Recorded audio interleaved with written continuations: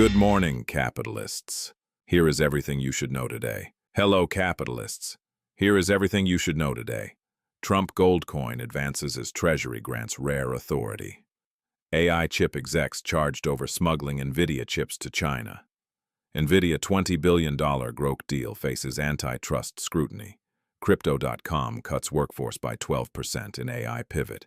UK gilt yield spike, highest since 2008. Gold rebounds and silver slides over Iran oil volatility.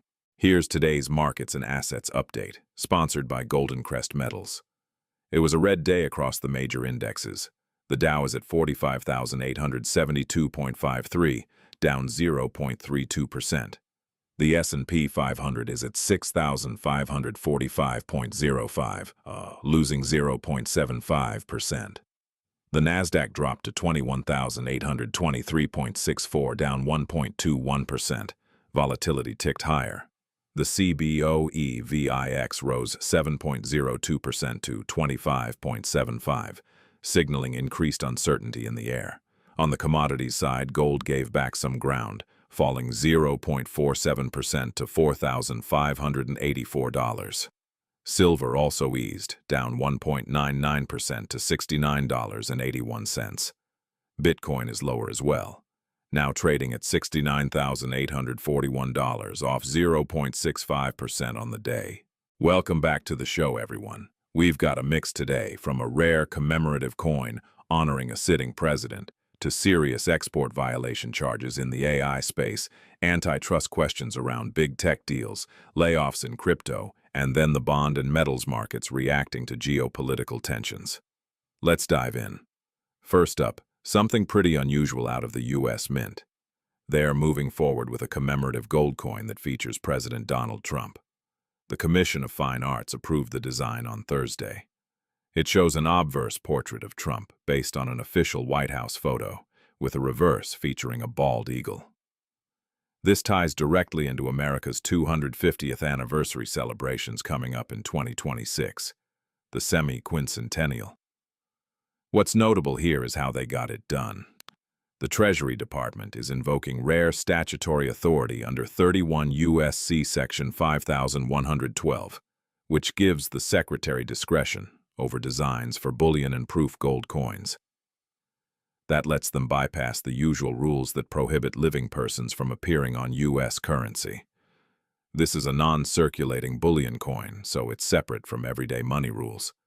Treasurer Brandon Beach was enthusiastic about it, saying there's no profile more emblematic than Trump's for representing U.S. democracy and spirit in this limited production piece. Final specifications are still pending the Secretary's decision, but this marks a rare instance of a government-issued coin featuring a sitting president. Definitely precedent-breaking. Shifting to the tech and national security side, U.S. prosecutors unsealed charges Thursday against supermicrocomputer co-founder Yi-Shian Wally Liao, who's also an SVP and board member, along with 2 associates. They're accused of conspiring to divert $2.5 billion worth of NVIDIA-powered AI servers to China since 2024, in violation of strict export controls. The alleged scheme involved routing through a Southeast Asian middleman using fake paperwork and dummy setups. Details on how it worked: fake documents, repackaging through logistics firms, dummy servers to get around compliance audits, and pressure on teams to make it happen. Just between late April and mid-May 2025, $510 million in servers were diverted, some featuring advanced NVIDIA GPUs, like the B200 Blackwell architecture.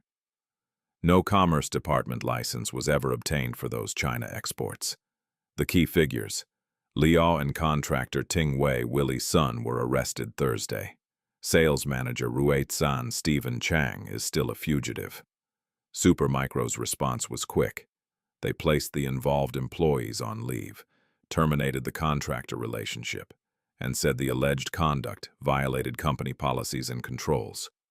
They stressed that they maintain a robust compliance program and fully adhere to U.S. export laws. Prosecutor Jay Clayton highlighted this as part of an ongoing crackdown on unauthorized flows of AI technology to China, driven by national security concerns. He emphasized swift action against these kinds of sensitive technology violations. The news hit the stock hard. Supermicro shares plunged 25% on Friday. Staying in the AI chip world, NVIDIA's $20 billion licensing deal with startup Grok, which closed late 2025, is drawing heat. Senators Elizabeth Warren and Richard Blumenthal sent a letter Thursday to CEO Jensen Huang criticizing the structure. They warned it may be designed to evade merger review and could further entrench NVIDIA's dominance in AI computing, potentially stifling competition and innovation, especially as the U.S. competes with China in tech leadership. Under the deal, NVIDIA got non-exclusive access to Grok's intellectual property and hired key engineers, including CEO Jonathan Ross. Grok remains independent, but it lost most of its software and hardware staff to NVIDIA. NVIDIA's spokesperson pushed back, saying no acquisition took place. It's strictly IP licensing, plus talent hires to advance accelerated computing for customers worldwide. The senators are questioning whether this kind of setup deliberately avoids antitrust scrutiny. It's part of a broader trend where big tech has used similar licensing and hiring arrangements to bypass reviews, and FTC scrutiny of these deals is growing under the current leadership.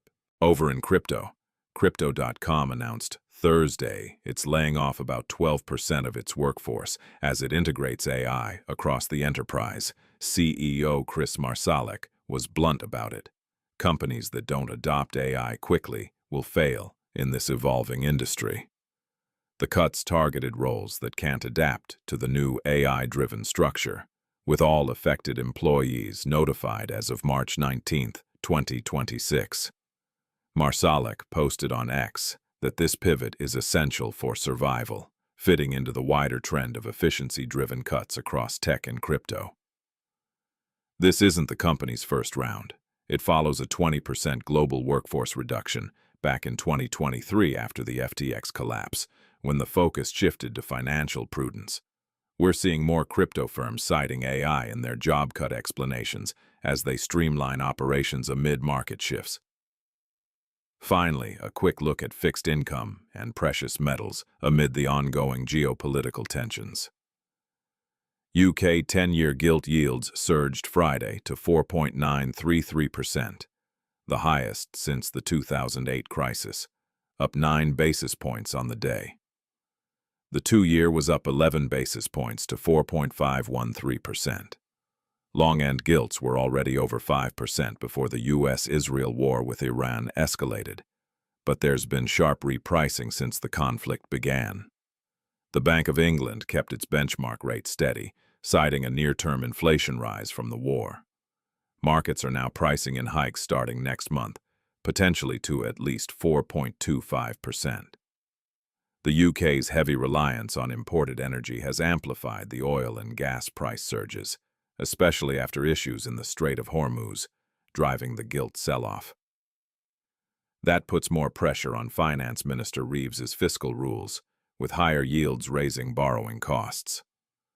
February. Borrowing already came in higher than expected, at £14.3 billion. In metals, spot gold edged up 0.3% Friday to $4,662.51 after heavy selling triggered by the war fears. Silver, though, fell 1.7% to $71.62 amid the back and forth in oil prices and broader volatility. Gold is on track for a 9% weekly drop after Thursday's 3% slide. Quite a contrast to its 66% surge in 2025. Silver's looking at over a 10% weekly loss, with its 2025 rally of 135% fading. It had its biggest single-day fall since the 1980s back in January. Analysts point to retail and hedge fund exits after the big run-up, while central bank buying remains a long-term support. But right now, short-term fear trades tied to the Iran conflict and fluctuating. Brent and WTI prices are dominating, with everyone watching the potential economic fallout and inflation implications. That's the roundup for today. You now know more than most people do about what is going on in the world of finance today. Thank you for listening to The Capitalist and supporting us. Together we will make capitalism great again.